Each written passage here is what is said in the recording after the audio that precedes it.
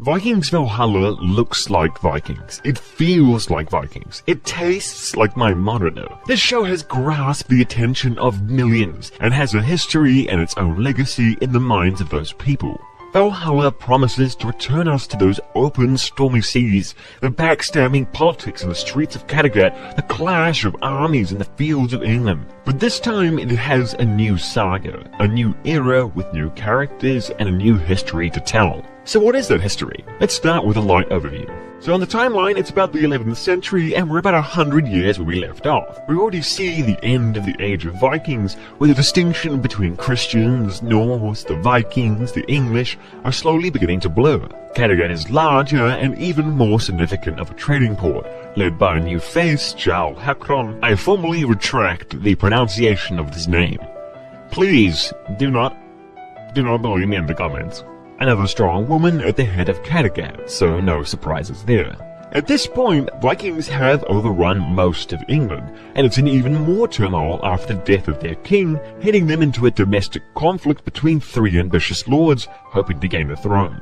Normandy, the Viking land founded by Rollo from its deal with Francia, will now play a bigger role in the region. Oh, and it's got some descendant of Rollo. What was his name?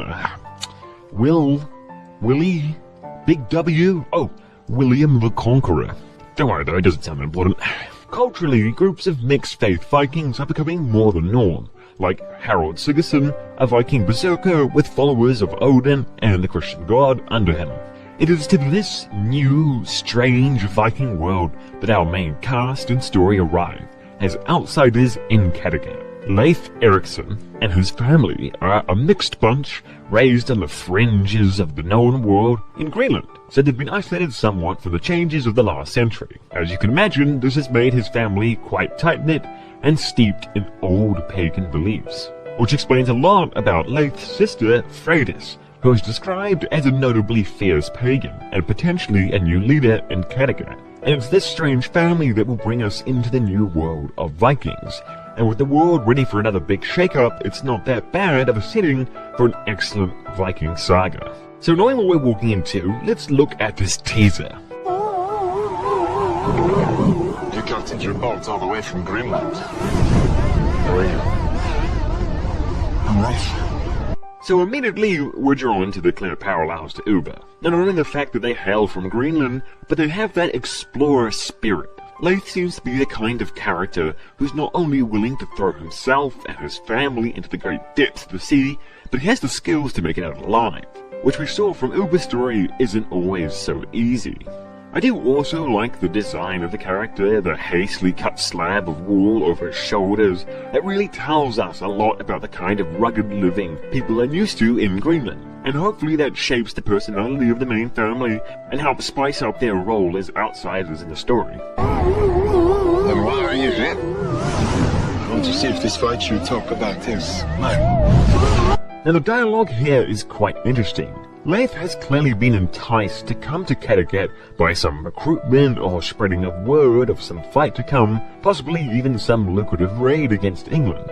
So he's very new to any kind of life outside of Greenland, and these two first shots really show us that, as Leif is kind of getting his first exposure to the unique, intense, bustling atmosphere only found in the really large cities.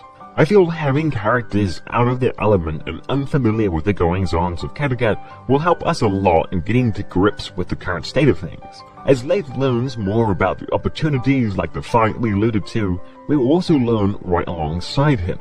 I did also love the shot of him looking really confused and out of place as this English soldier just gets run through right in front of him. And I'm pretty sure the absolute unit of a man is our berserker friend Harald Sigurdsson, so he might be quite a large part of the series. Change is happening, and we must be ready. So here we get to see the full hodgepodge family with any scrap of fur they could find plastered on them somewhere. And we get to see the shot of a cross-like scar on Freydis' back, Leif's sister, which could be a very visual representation of her past with Christianity, and a sign of the path that she will embark on over the show.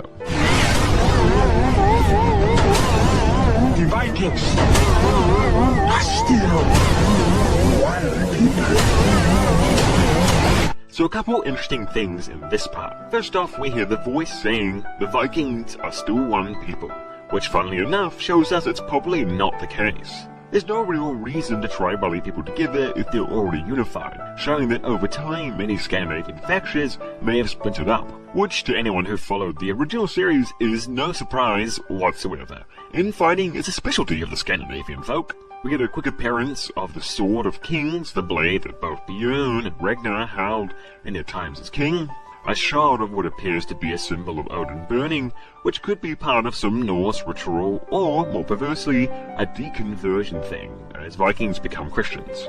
And most significantly, we see Freydis all armored up, in a very Lagertha way if I may say so myself, possibly in some hot-headed confrontation with a Christian who offended her, and they're dueling it out in some town square. Well, I don't know, but that sounds fun. Regardless, I think she'll be quick to make waves in Kattegat. Now is our time to make history.